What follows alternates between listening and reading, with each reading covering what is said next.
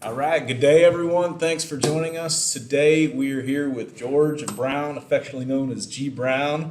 Welcome. How you doing? Hey, good afternoon, man. Always good to catch up with my man, Freddie J. What's good, man? What's good? It's been a minute. It's good to see you. Oh man, we were just having a little power. I always used to sneak through his room to find out little things to help up with my room because I'm not the most tech savvy dude. And I would hit him up. Hey, Freddie, what's up with this? Hey, how you do this? Then finally, I was like, I'm tired of hitting this dude. Let me just go sneak through his room. You know, because my room was next to his. I just sneak through, go to the bathroom and see. I'll be right back. Come back, pick us up, pick up all his little tricks of the trade, and he had no idea how much he was very influential to help me out. I appreciate that, man. Well, thanks for coming on. I remember meeting you. I don't know if you remember this, but when I first started teaching at Jones High School, you'd been here for a long time already. And COVID was happening, so Right. I was actually home for a semester. I remember that. And then, so I'd technically been teaching here for a semester, but I'd not been on campus. Okay. And so Miss Kirby, our principal, was giving me a tour, and we were walking around campus, and she introduced me to Mr. Brown. And you guys had some kind of secret handshake Well, going. okay. Well, the thing is, Miss Kirby, now we have the same birthday, Okay.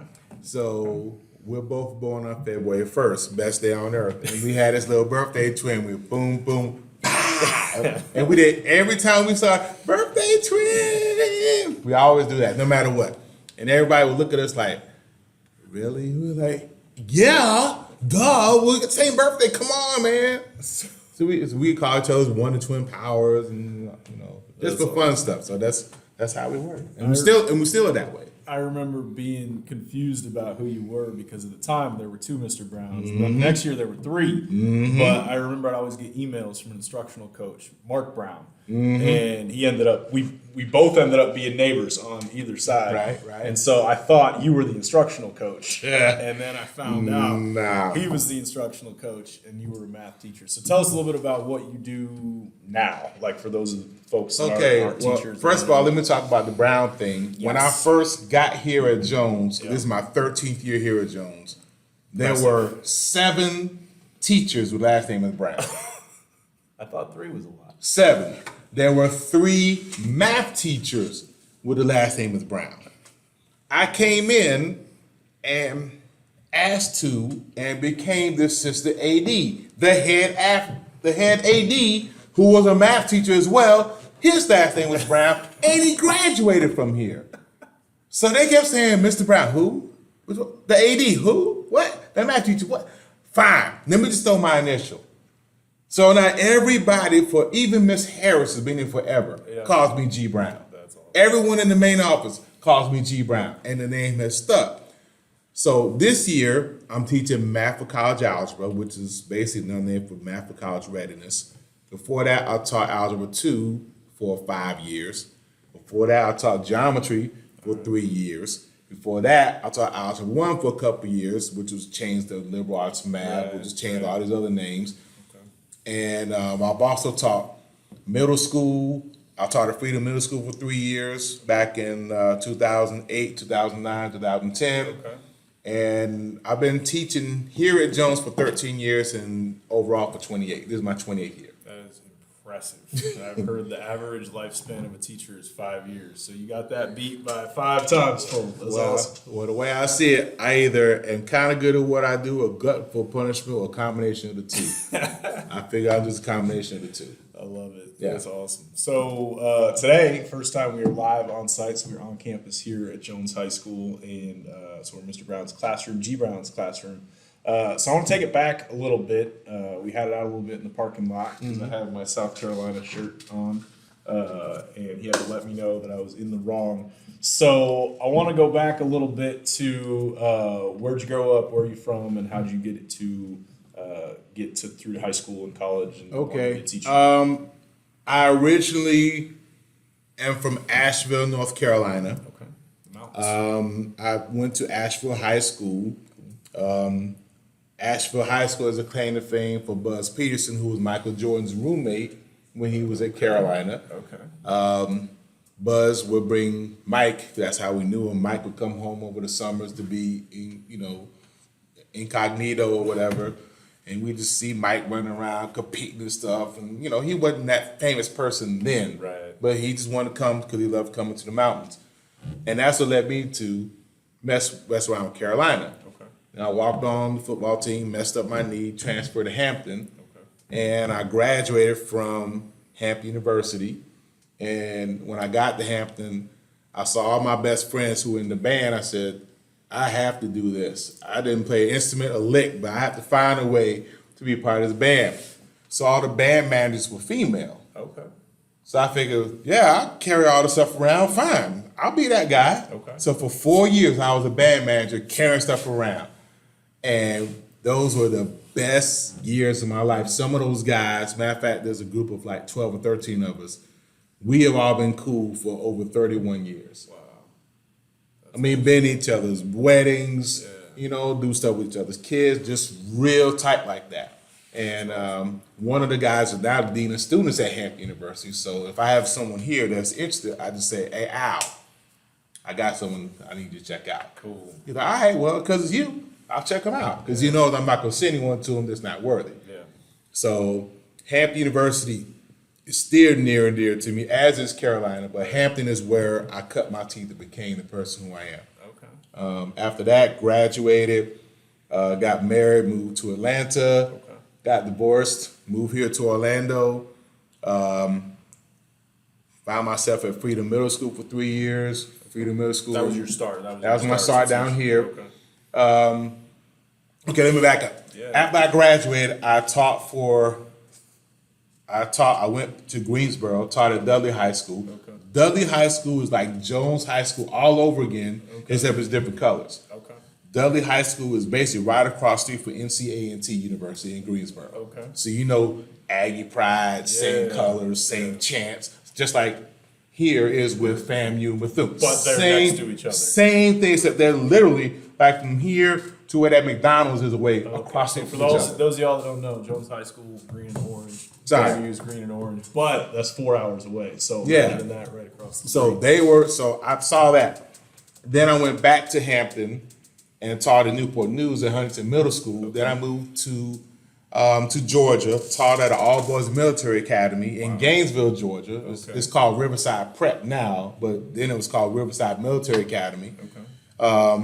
Got divorced, unfortunately, moved to here in Orlando, was at Freedom Middle School for 3 years, and then ironically, Miss Kirby, who was the principal here at Jones, she was trying to get me to come to Freedom. Okay. Because she was an AP at Freedom, but I got a call from Jones first. Okay. Before I got the call from Miss Kirby, and fell in love with Jones and been here ever since. That's awesome. Yeah. 13 years. 13 years here. So backing up to college, you went to Carolina, walked on the football team, played football, got hurt. When you left Carolina, was football over, or were you planning to play football? Oh, it was in over. Hampton? Okay. It was done. It was done. Yeah, my knee was messed up, so I went to Hampton. Okay. And Hampton's in Virginia. Hampton, Virginia. Cool. Yep. Okay. And I'm not gonna brag. I'm gonna say it like it is.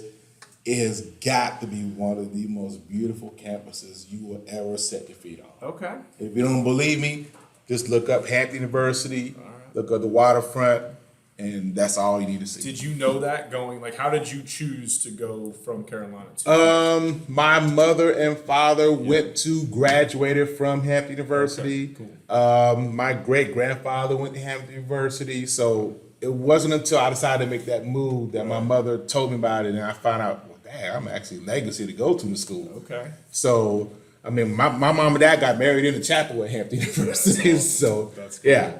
So it was part of you. Yeah. So did you know that you wanted to be a teacher? Were you studying education, or where did that fall in? Okay, so let me back up a little bit. In North Carolina, West North Carolina, there was only one high school that segregated that area. The high school was called Stevens Lee High School. Okay. My great-grandfather, Walter Smith Lee, was one of the first principals of that high school. Okay. And that high school was the only high school that African-American students from all around could go to In the whole region. in the whole region. Yeah. Now that place, Stevens Lee High School, is a recreation park. And it's still like a monument that a lot of people still flock to. My mom just had her 50th anniversary there. Wow. Okay. 50th high school anniversary there. Yeah.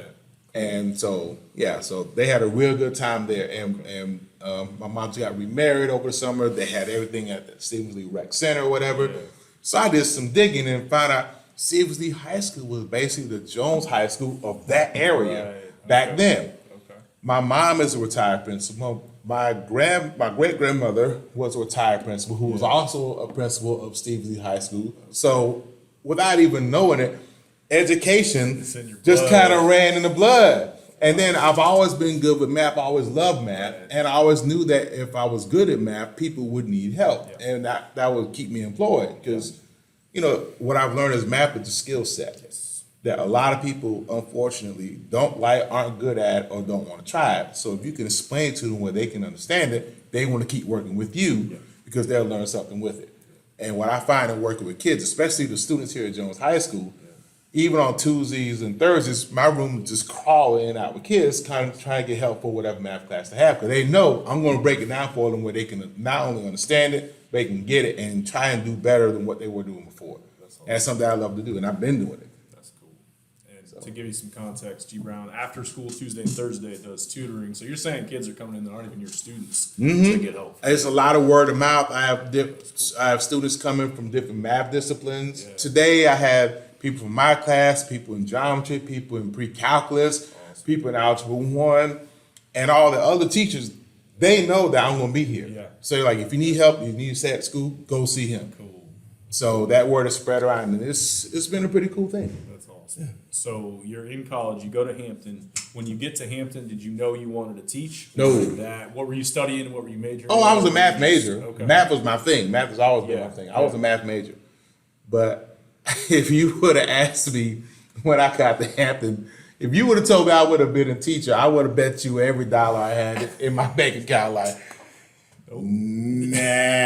And I know my mom's probably gonna see this, but I'm nowhere going to say that I knew then I was gonna be a teacher. Okay. Even though I know she kept telling me the way you explain things, because she would sometimes have me come and help her students, because her students are very similar to the students that I teach now.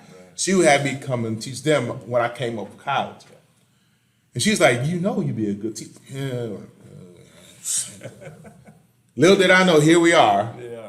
28 years later, here I am. Did you, at that time, were you thinking of something else, or were you just kind of a college student who was like, I'll figure it out when I graduate? I knew I was going. I thought about actuary science. Yeah. People told me that's where the money is. Right. I tried it, didn't like it. Yeah. I looked into different things. When I tried it, didn't like it. I said, you know what? I'm trying all the different things. Let me try this teaching thing. Yeah.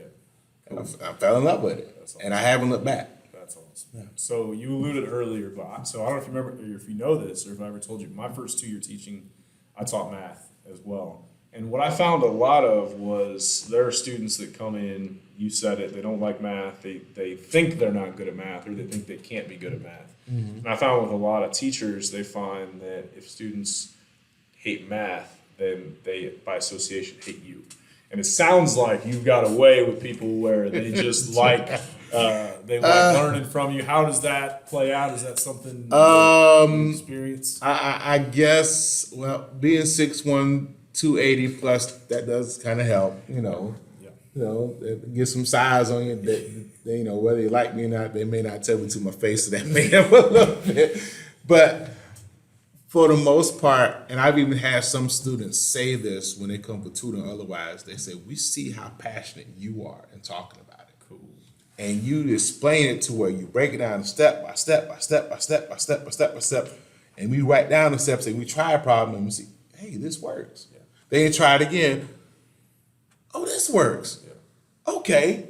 So then we keep trying. And the more they keep trying, they see some success. Yeah. And then when I grade it, I don't grade it all wrong if they get all of it wrong. I'm looking, did you follow the steps? Hey, you messed up on this step right here. Yeah. This is where I'm gonna take off.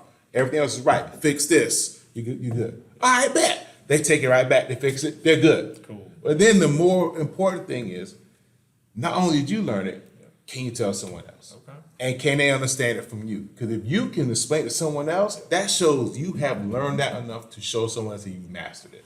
So that's one thing that I kind of impressed upon them. If you can get it from me, see if you can tell someone else. That's cool. I've learned that too myself. If somebody can explain it to me, but if I can't re-explain it, I don't get it. Then you don't know it, right? Yeah, that's cool. So How would you describe, for people that aren't teachers or maybe haven't been in a school in a while, how would you describe a day in the life of a math teacher here at Jones High School? I think I'm going to preface this by saying this is, and I'm going to go back to the joke. I'm not going to say this is just a teacher at Jones High School. I'm going to say this is a preface this by saying this is a teacher in the year 2023. Yeah. You're not just a teacher. Right.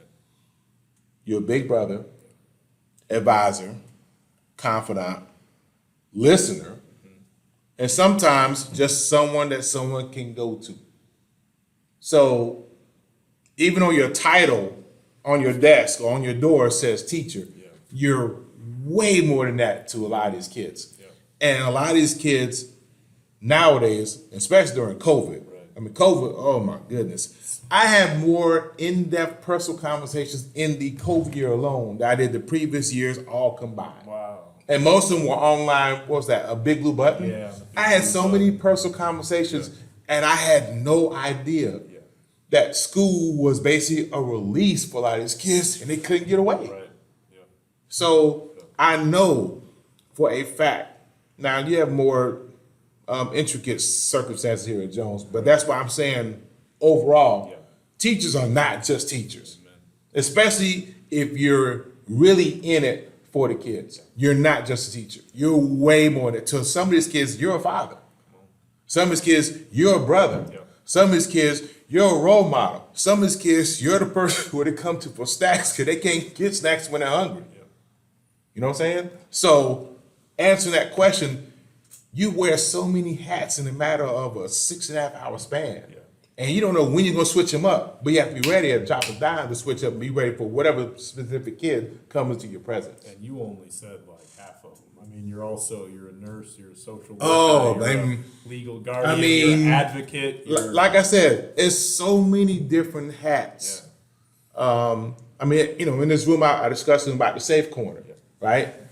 A lot of people like, I feel safe with you anyway, because I know, we actually had a situation today where we had locks light out of sight, and everybody turned the lights off, and then we discussed a situation that happened a couple years ago. I think you remember we had a real serious situation, and the people who were in your classroom or the class where you were in, of course you were gone by then, they had a sub in there and they were very unruly, and they were making a whole lot of noise. So the police busted in because they were making noise. Shut all that up. Everyone in my class, because I had told them how we're going to handle this, quiet as a whistle. Couldn't hear nothing from us. And people were knocking on the door, I wouldn't open it. The only reason why I would open it is because there was a policeman saying, Sergeant such, such, such. I opened the door. Opened the door, they saw my classroom full of people. And the policeman said, I did not know class in there. I said, sir, we're quiet. He was like, you're good. Close the door. Went on back and dealt with the people in there. Well done. So I guess what I'm saying is, over the years, I've learned how to develop a rapport with the students. Where they know not only am I going to teach them the best thing I know, but I'm trying to show them what to do when they leave this school. And more importantly, depending on which situation they're in with me, I'm going to keep their best interest forward. So as long as I know that, that commands respect over everything else. That's huge. And I think you nailed it, because there's so many roles a teacher has, and more than you should have. But I think a great teacher like yourself embraces all those roles and says, I'm not in it purely for the academics. I'm in it because I love these kids. I want the best for them, not just in my math class, and not just in all their classes, but in life. Do you find, because there's a very high turnover rate, do you think there are teachers that are coming thinking, oh, I'm just going to teach and that's it, and they're just not ready for those other roles, or they're not prepared for it? I think to answer that question, you first have to identify what person's coming in as a teacher and what their mindset and what their thought process is of a teacher. Because nowadays you have to understand that you're not just teaching from 7:20 to 2:20 and go home.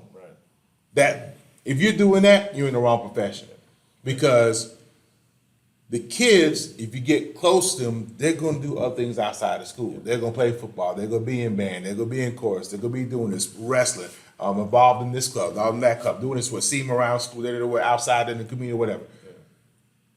If you're any type of teacher that cares about the kids, you're going to get involved in something that involves the kids. Because the more that they see you out and about, the more they relate to you.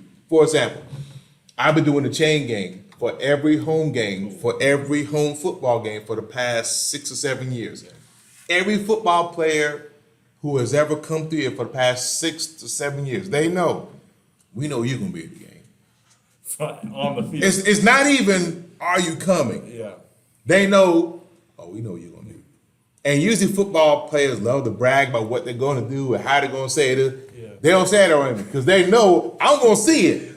So if I see you get blocked and thrown on your back, I'm looking right at you like, remember you said, watch this, coach, watch this. They still call me coach, even though I haven't coached in a year. Watch this, coach. Next 3 plays, they act like they're on Madden 99 or something like that, with all 99s and all areas. Yeah. So when they see you around, see you involved, and see them doing different things, they get to know more pieces of you. And then I go to away football games, away basketball games, away get-togethers, away this for RTC, for the band. Hey, what's up? Mr. Brown, what's going on?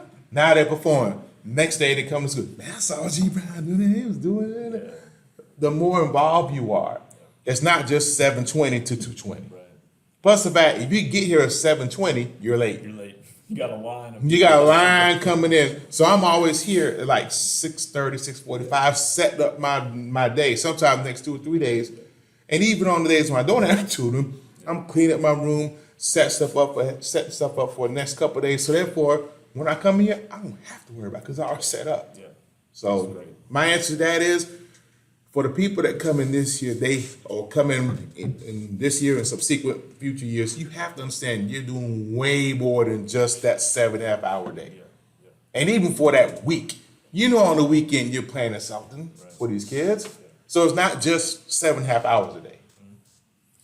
Mm-hmm. You mentioned COVID and how you got to have some of those best conversations. Mm-hmm. How do you see that things have changed for students now, compared to like a student in 2019 that, before COVID hit, before they ever had to work from home and go through this too? How are the students different, and how are they handling life and school differently than they did just a few years ago? Well, the 2 major things that happened as a result of COVID. One, the social aspect. The social aspect pushed the kids back at least 1.5 years in their developmental process in high school. But in spite of that, for some reason, and it's happened not just here in Florida, but all across the country, all the test results and the test measurements were ramped up. Right. So they lost years, but we ramped up, and they wonder why we have this gap.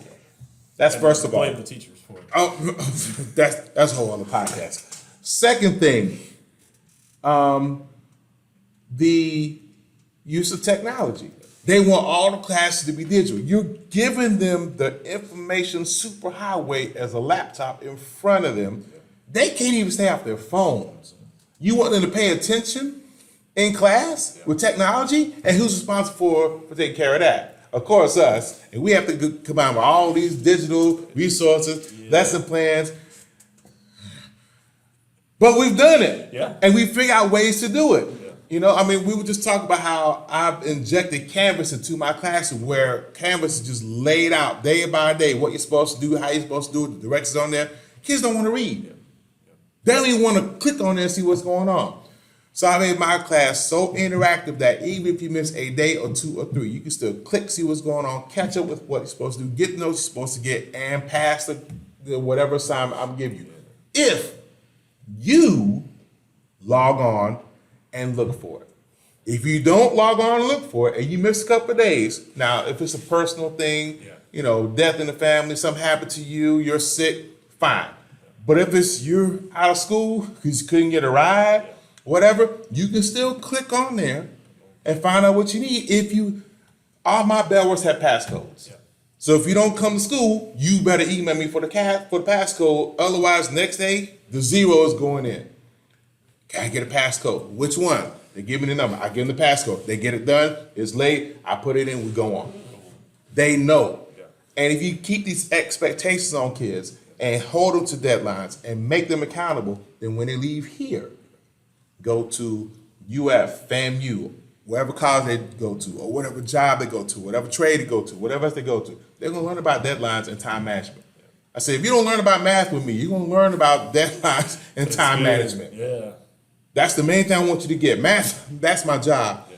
But you have to learn about deadlines and time management. Otherwise, it's going to be very difficult for you. So going back to the previous question, you talked about how you going to events, going to activities, going to being there had a big impact on students, which is, I don't think that can be said enough. Man. But how do you notice when you're involved like that with students outside of school? How do you notice that impacting their performance in the classroom and their engagement with you in school? Well, you do that, and your interaction with them is different. Yeah. It's not teacher-student. It's teacher-student, but yeah, I've seen you in this element. I've seen you in this element. I do Uber sometimes at school. Sometimes I pick up a student come home from work. Yeah. Well, if the student is one of my students, I pick them up at 11 o'clock, getting off work, and they're getting home, they're about to pass out. Yeah. I'll just mumble to them, I'll give you another day. For real? Yeah. And next time, let me know when you work. Let me know your schedule. If you need another day, just email. For real, that's all I had to do. Communicate with me. Well, now, instead that person feeling like, I'm gonna fail anyway. Yeah. They know that they're gonna have a chance. Yeah. They know they can still come see me. They know they could come see me during my planning period, which is really my planning period, but I give it up to whoever can't come back to school. They can come get the help they need. And I'm allowing them a chance to not only be successful, but to understand it, because I'll have that one-on-one time that they need. Yeah. So it helps to develop that rapport with the kids. That is so crucial nowadays, especially after COVID. Yeah. Because after COVID, they just really lost a lot of social interaction. Yeah. They really did. I noticed so much that, students kind of come in expecting one thing from a teacher. They're not really sure what to expect. And they kind of see you in the classroom and you got your rules and you got your, this is how things are supposed to go. But when I always remember the surprise look on their face when you go to something, a football game, a bowling event, a soccer, go to one of their clubs or something where they're performing, and just that look like, wow, you came, you're here. And then the next day, to be able to say, wow, thanks for coming, and for you to be able to say, that was awesome, good job last night. All of a sudden, they're looking at It's you like they're in totally tune like different. that. I've even had football players and basketball players, because I've coached football and basketball. Yeah. So when I'm at an away game, I hate to say it, but they know I'm there. Yeah. Because I'm that person sitting up in the stands in the far back with the hat turned backwards. What are you doing? You didn't get man. And I'm yelling at the referee as if I'm a coach. Yeah. Because I've coached. And some of the students like, I have never heard that type of voice out of you. And I'm looking up there and everyone's scared to go up there and say something to you, because you just sit up there by yourself. Your food is sitting right here. And you're standing up just letting them have it as if you're on. And I'm like, if I'm going to be at a game, I can't sit on my hands. Yeah. Yeah. I'm going to cheer. Yeah. The only thing is, that's the only thing I hate doing chain game. Yeah. I can't say anything. You can't be. But I got a front row seat. I'm right there on the grass. Yep. And I'm running up and down the field, the sideline. So, yeah. I think you go from being their teacher to they start to see you as their advocate. They do. And I noticed in my classroom, my last 2 years, I think, when I started to do this well, I think I went from being, okay, I'm the teacher, I have to teach you all this material, and that's my responsibility, to I am your coach and your mentor, and I'm here to walk you through you learning all this material. So it took this pressure off me, but it also made me this advocate for students that, hey, you got to get through this, and I'll help you with whatever it takes to get there, but it's on you. But when they realize that you're for them, because I think a lot of students go and look at teachers and it's like, you're not for me, or they're just skeptical, or they've had a bad experience, or they just don't know, and you have to build that, and I think it changes everything. I think adding on to that, it makes them take ownership. Yeah. Because now they realize, okay, before, and I'm gonna use the Charlie Brown thing. Because you know when they first come in your class, you tell them what to do, blah, blah, blah, blah, blah, blah. You know I'm right. Yes. Right? But then as you get to know you, that blah, blah, blah turns to, oh, okay, this is step one.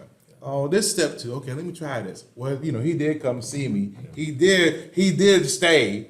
He did see me after, all right, let me try this. Let me just, you know, let me stay awake today. Yeah.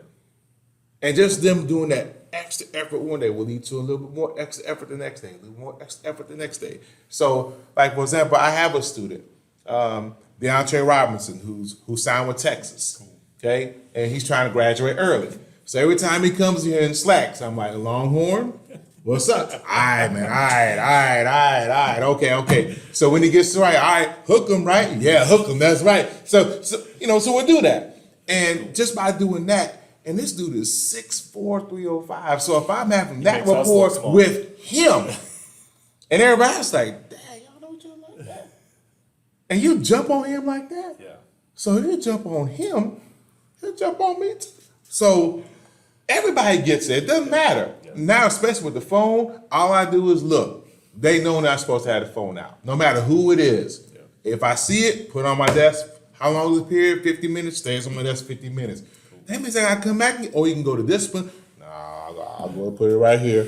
Come back the next period, and they come and get it. That's cool. I'm like, you know, you're not supposed to have it out, so put it away. I love that you were doing that with him. You were speaking this identity. Yeah, I'm not just some high school student. Like, you are a college athlete, and you spoke that into his being. And then he knows that I've been a college athlete as well. Yeah, and that, you know, I'm granted it's a whole different era, and you know, NIL and all this other good stuff. He's way better athlete than I ever thought I could be. Sure. But I can relate to him on that level, and he respects that. That's cool.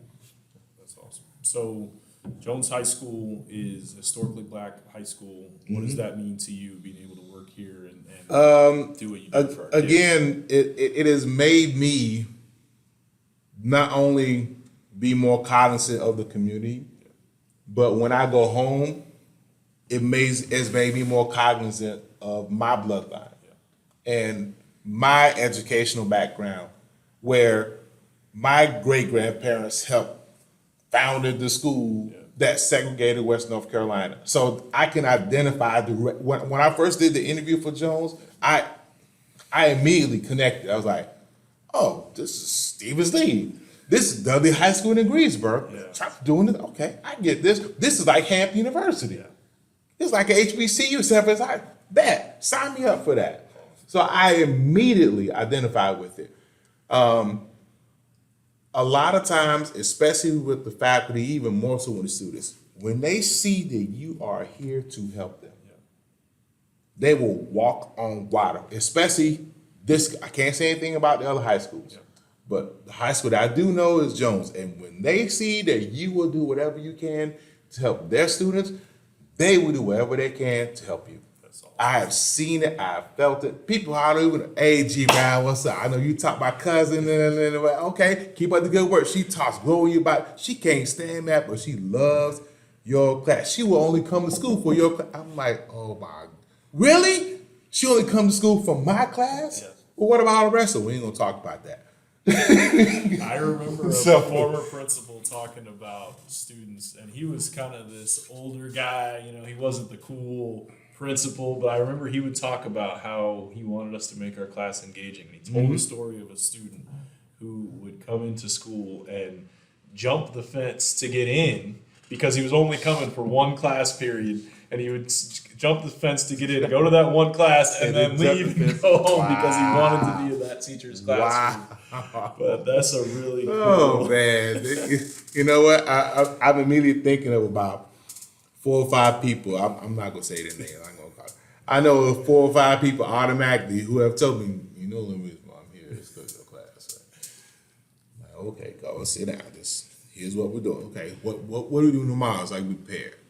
Okay, I tell them what we're doing. They come back tomorrow. They're prepared. So that's about one of the highest compliments you can get. I mean, teachers, so. When we get that compliment, you're like, okay, well, I guess I've arrived in their life. So so be it. So this year you're teaching all seniors. All seniors. All day long. So what's that like compared? I mean, you've taught middle school, you've taught 9th, 10th, 11th, you've had mixed. What's it like? It's a double-edged sword, okay? It's like, I know them, but I know them. I know them as if they know me. You know, the rapport's already there. Some of them I taught before, some I taught last year, some I taught 2 years ago. I know them. But because I know them, you know, you can let this slide today, right? You know, you ain't got it. And I'm like, bruh. Don't use this against me. Bruh. I told him, and I'm going to tell you guys, every year I have a specific hashtag that I use for each class. Yeah, tell us about that. I'm curious. My hashtag for this year is them zeros hit different. And I promise you, every time I bring that up, whatever conversation about trying to slide by, about trying to turn in something late, stops. Because they know the bottom line is, if you do not turn in by that deadline, the zero is going in, your grade is going to drop. Period. And he made that extremely clear. I just saw the Canvas page. It's on there. It's in on big letters. It's written out. I spelled line out. it up. I show him, bruh. It's right there. You have 2 weeks to do 9 online assignments. And I'm at the school 2 days a week. You can come to my 6th period 5 days a week. There are opportunities there to get the help that you need. If you don't get it, shame on you, not me. And I'm pushing the onus on these kids. Too many times we let them slide. Oh, that's my boy. Oh, she's having a bad week. No, because next year, them seniors, where they gonna be? In college, job, whatever, and no one's gonna say, oh, that's my no. That's not gonna happen. Yeah. You cannot coddle them.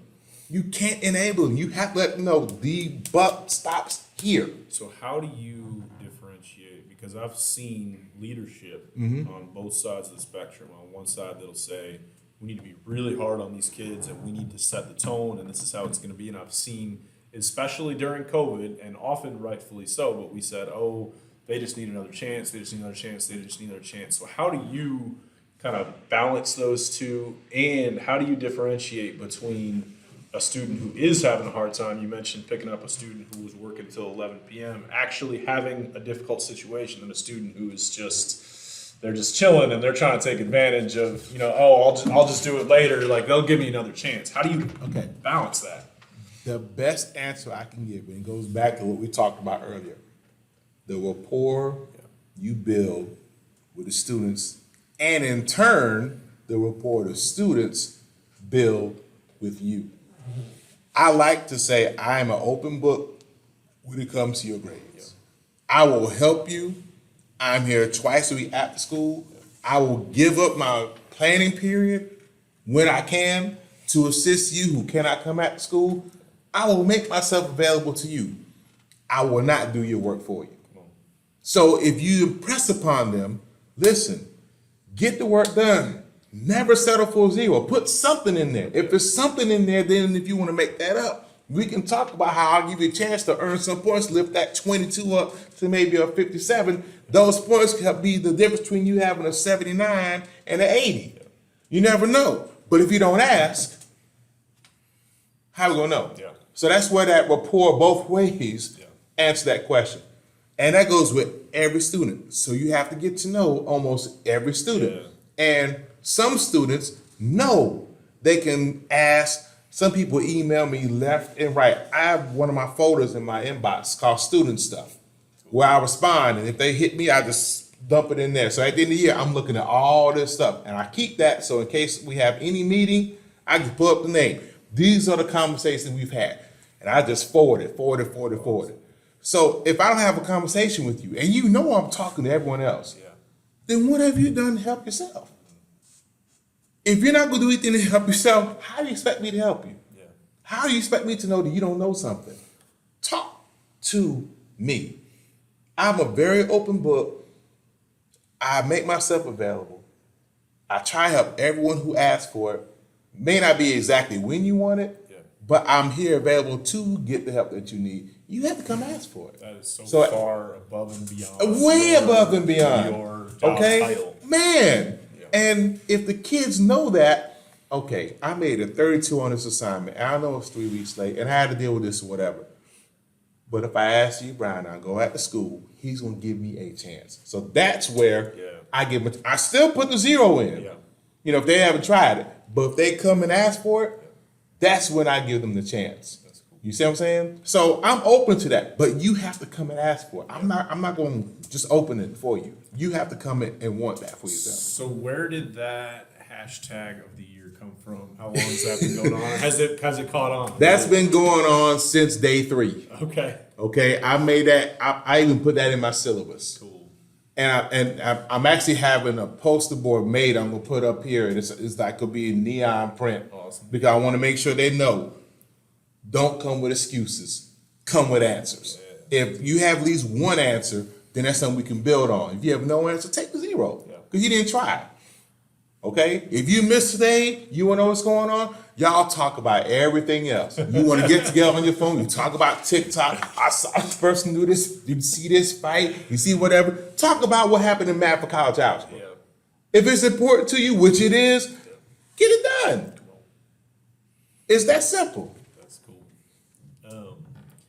How has, because this is even, we talked about technology coming in, we talked about COVID.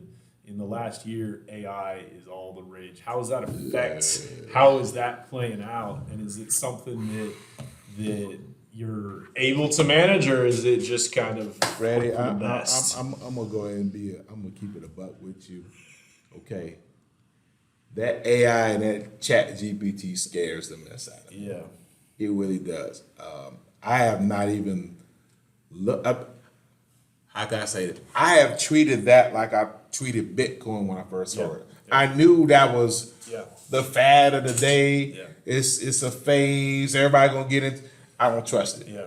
Now, unfortunately, I know AI is here to stay. Yeah. I know some versions of Chat GPT are here to stay. Yeah. But at the end of the day, especially when it comes to mathematics, Yeah. if you don't know how to work a problem out, Right. if you don't, I love the cause getting your hands dirty. If you don't get your hands on a sheet of paper with pencil and erasing, you try it. If you don't go through that trial and error, you're not gonna learn it. Yeah. You can look and read and copy math way down all you want and all these little math apps that give you the answers. Yeah.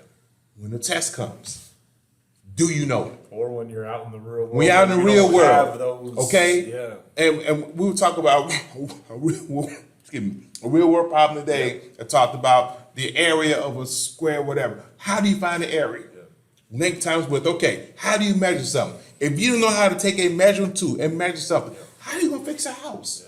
How are you gonna organize your landscape to save you thousands of dollars? Right. How are you gonna do it yourself? Those little things are problem solving skills. That's mathematics right there. So if you don't do it yourself, you don't get your hands dirty, how are you gonna know? That's good. I found so I kind of looked at it when somebody mentioned that their fear to me. I kind of looked at it like, and I haven't been in the classroom since it came out publicly, at least. But I think about when calculators first came out, however long ago that was, and I imagine there was probably a similar fear. And math teachers being like, "Oh, are we gonna? People aren't gonna need us anymore." And I look at it like, I have math teachers that said, "You need to learn how to do this without a calculator." Yeah. And then we did, and then you learned it with a calculator, and then. But I remember one day algebra 2. I was in high school. I was doing really well. We had this test on matrices, and we were allowed to use a calculator, and I forgot my calculator that day. But I had learned how to do it, and I still got everything right. And so when later on, I was teaching a web design class in high school. We would teach them in coding. We'd teach them HTML. They have to learn how to do all the codes. We did it for a whole semester. January, in the spring, I showed them this program at the time. It was Adobe Dreamweaver, and it would do all the code for them. And they would touch it, and they were like, "Why didn't you show this to us like 4 months ago? We did all this work through it." I was like, "Look, you need to be able to know how and when because you can correct and you know how to adjust. You know what goes where. So yes, this is a tool, but you need to know this before you can use the tool." And I think there's a place for both, but you're right. They need to learn because you can't be doing your landscape and checking something. No one is gonna walk up there and with their eyes do one of these things and say, "Okay, I'm gonna put this down here." No way. No way. Your yard's gonna look crazy. Yeah. If you're building it's gonna look crazy. Okay? No one's gonna just take a saw and say, "Oh, I think this how long it's gonna be." When they do that at Lowe's, do they do that? No. They take some type of measuring tool and make sure it's exactly how you want it. You have to be able to do that. You have to know why they're doing this. You have to know the where, when, and why. And you got to learn what to put in. So there's so much to it, and I think students are getting a very small misunderstanding of what could be. But that could be another conversation for another day. So I want to go back. Well, it's been really cool. May 2022, I got to sit behind you at graduation. That was my last year, and I got to sit behind you at graduation. So we got to usher our students into their graduation together. And then this year, May 2023, I was in the audience, and you were down in the crowd. I remember seeing you afterwards. But what is it like being at graduation? What's that graduation experience like after teaching these students for years? It's a huge rush. It's a huge rush. With some kids, you may not have that much interaction, but they know of you. Yeah, we made it. Okay, cool, whatever. Yeah. With some kids, no words are spoken. You just get kind of one of these right here. And then you get some kids, there's no words, they just run up and just hug you. Yeah. And the parents are just walking around, and they're like, whoa. And they're seeing their kid just boo-hoo snot bubbling on my shoulder. You know what I'm saying? And I wouldn't trade those feelings for anything. On my Facebook page, I would say I'm almost at the limit of Facebook friends. And I can safe to say of about 65 to 70% of my friends are former students. Wow, that's powerful. And I have a good bunch of them who were part of the ESOL group that I taught at Freedom Middle School back in 2008, 2009, 2010. So you figure that's 15 years ago. Yeah. So some of these kids I had when they were 18. I'm sorry, middle school, like 13, 14, 15. Yeah. Yeah. So here we are 13, 14, 15 years later. They're 25, 26, 27, grown up, families, kids, married, all this other stuff. We're still keeping contact with each other. We're still talking. There was a friend of mine who's a Philadelphia Eagles fan. She knows I'm a Cowboys fan, so she gave me the business. This Good, you're the first non-Eagles fan to be on the podcast so far. So thank you. She made it a quick blurb to hit me. I was like, girl, don't you got a kid to take care of? Ain't you up too late past your bedtime? But this is a young lady who I taught when she was in the 8th grade back in 2010. Yes, if she sees this, you probably gonna put it on Facebook. I'm talking about you, Janae Padilla, whatever. I can't say what I want to say about the Eagles, but this podcast, so I'm gonna leave it at that. But those connections, they give me life, Fred. They do. And the former students that I have here at Jones who are on my friends, and I see them on timeline, and I say, what's going on? If something happened, what's going on? A former student, something happened to her son recently, and I'm not gonna call her name, but she knows who she is. And when I found out, I immediately told her, I just read about this, I'm praying for you and your son. Yeah. She responded back, of all people who I know, you mean it. I know you do. Thank you very much. So knowing that I've had that effect on people, and I hope I still have that effect on people, that's something that's really endearing to me.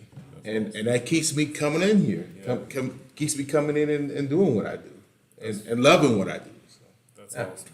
I remember, I made it to graduation almost every year that I could. Sometimes it's in the middle of the day. Yeah. And you have to get a sub. Yeah. And you do what you got to do. You got to go through traffic. You make sure you're where you got to be. Early. Yep. Yeah. But I remember, the school year's tough, and it wears you down as a teacher by March. Spring break. Well, let me back up.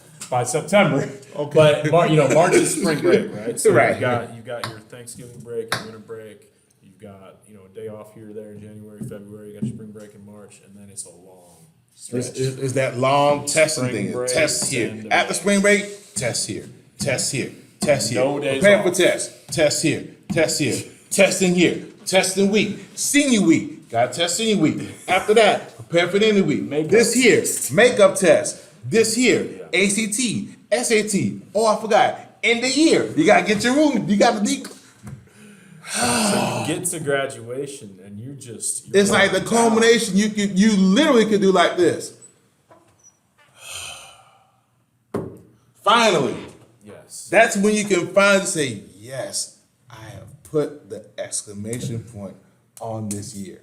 You're right. I found that you like driving to graduation and you're like, I don't know if I can do this anymore. And then you get to graduation. You get there and you see that rush. The music's playing and it's emotional. Well, I mean, not only that, especially if you're involved in graduation and you see that line of kids all in caps and gowns. GBrown, what's up? My man's everything.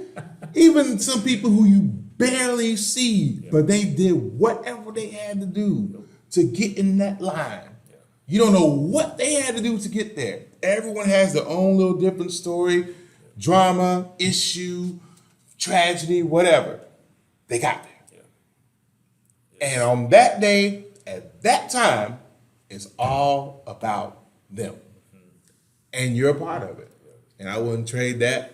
I'll be at this year's graduation.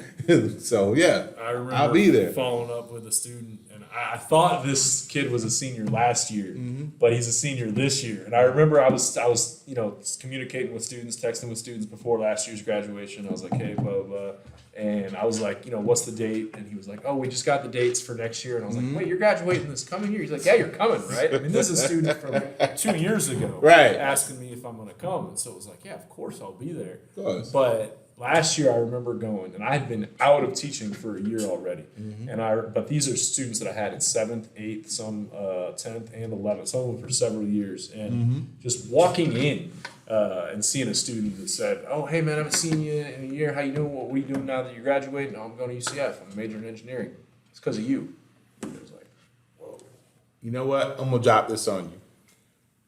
When I knew I was leaving Freedom Middle School, I taught that ESOL group in 6th and or 7th and or 8th, right? And everyone knew that I was leaving. They begged me, come to Freedom High School. Come to Freedom High. I said, okay, fine, I'll interview. That's when I met Miss Kirby. I interviewed Jones Common First and went over there. I told them, I said, listen here, if I don't see you next year, I promise you, when you graduate, I'll be there. Yeah, right. I said, listen, you know I've been a man of my word this whole time, right? Okay. That was 2010. 4 years later, that's 2014. This is one of the first dates I went on with my wife. We went to UCF, because it was at the UCF Marina, and we went to the graduation. And before they let everybody, so we got to get to the loading dock. That's where everybody let out. Okay? When I got to that loading dock, Fred, and they started spilling out, and a couple of those ESOL kids, some of my closest kids, saw me there waiting on them, it was the most emotional thing I've ever experienced in my life. Because not only did I tell those kids that I was going to be there, but I was there. 4 years later, they haven't seen 4 years later, hadn't seen them. I mean, I may have gone to a football game here or there, but I'm there on the most important day of their life. I can call out one student, Nicholas Ferrari, who has ascertained to so many different higher levels in the Air Force. I forget which, I think it was last one I've seen is Master Sergeant. Okay. I remember I had to deal with Nicholas for a long time in my 8th grade class. He was a fill in the blank. I'll just leave it at that. We got into it. And I told him, I said, if you put your mind to it, you can be whatever you want to be. And he was one of the kids I told him I was going to be his graduation. He saw me. Later on, he invited me to his baby christening. I'm doing stuff with his family. Every time we both love Jordans or whatever. So we keep stuff like that. Kids like him, they remember stuff like that. And if you think about them at the time that matters most to them, then they will walk on water for you. If they see that as you're teaching them and you're involved in their everyday lives, to me, it doesn't get it any better than that. That's it. because I'm treating them as if I'm treating my own children. Yeah. You know what I mean? So and to me, that's what a real teacher's supposed to do. That's it. That sums up the. For real, that's Yeah. that's really how I feel. I love that. Yeah. That's awesome. So, last question. Okay. As we wrap it up. All right. What advice for anybody that's maybe in college, that's studying to be a teacher, or this in some other career and that's looking to possibly get into teaching? What advice do you have, or what recommendations, what thoughts do you give, or new teachers that are out there that are like, this isn't what I was hoping it would be. Develop thick skin. Yeah. Because there's gonna be some times where what you want to do, what you have to do, don't meet up. Whereas your assessor administrator may have one view, your principal may have one view, your county head chairman may have another view, but you have to know what's right for your kids. Yes. No disrespect to Winter Park, Olympia, and all the other high schools, but some things you cannot teach the same way here at Jones to these kids as you do in some others. Know your students. You have to know your students. The better you know your students, the more success you'll have. So you can learn all that stuff in college. You have all the training, get all the certification. You can get all the degrees. You can be top of your class or whatever. What it boils down to is when you come in the classroom, can you capture their attention? Hold on to it long enough for them to learn something. And then more importantly, let them go to where they're willing to try. Yes. If you do that, then that's a start.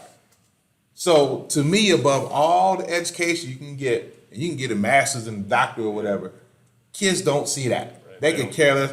To them, a doctor is someone that's in the hospital. They don't see all that. Even though some of you, and no disrespect to any doctors, what? You know I'm right. Yeah. Some of those doctors will think, Yeah. You have to bring that level down where, not here, but here. And the kids can see you and feel that you were there for them. When they see that, and when they feel that you're there for them, that's when you open that line of communication. Because they already coming in with whatever issues that they're coming in before they even step into school. Right. Some of them have issues just getting out the house, getting out the car. Some people have issues getting to school. And now you want to throw a whole bunch of quadratic equations down their throat? Come on, man. You have to be a real special person for them to get their undivided attention if you understand this skill. Yes. And if you constantly work with them and allow them to make mistakes and help them and let them know you're there for them, that right there, to me, is how you're going to be successful. And that's the best way that I know how to say it. That's well said, man. Well, GBrown, you're a hero. Hey, man. Thanks for doing what you do. Thanks for coming on, and on behalf of everyone, man, thanks for teaching. And Thank you loving for these having me, kids, Freddie man. J. I've I told you. personally experienced your skill. I've seen it. I've seen the impact you make, and it's a game changer. Well, So, I've told you because you've come and sat on my class. I've come to see you how you've done it. We both have a passion for this, and I think that's where it starts. Because if you do, especially in this field, if you don't have a passion for it, then you're not gonna be successful. Yeah. You're not. Yeah. It's just gonna be a waste of everyone's time. Yeah. But the kids can feel your energy in it. Then you have to give some energy to them even when they don't have it. Yes. Yeah. And if you can continuously do that, then even on days where you don't have it, they're feeling the energy for you. And I know there have been days when I've been like, man, whatever. Just do this quiz or whatever. But then some of the kids come on, man. They expect more from you. You showed me how to do this, man. Come on, bro. All right, bet. And then you jump right back in. So knowing that, if you develop that type of rapport and skill set, I think that is what will carry you through. I really, honestly, truly believe that. What's the hashtag of the year again? The hashtag is them zeros hit different. Yo, GBrown, thanks for joining. That's me. what it is. And, I hope we do this again. I plan on it. I'm looking forward to do it again. Thanks for having me, sir. Thank you very much. Absolutely, man. Awesome.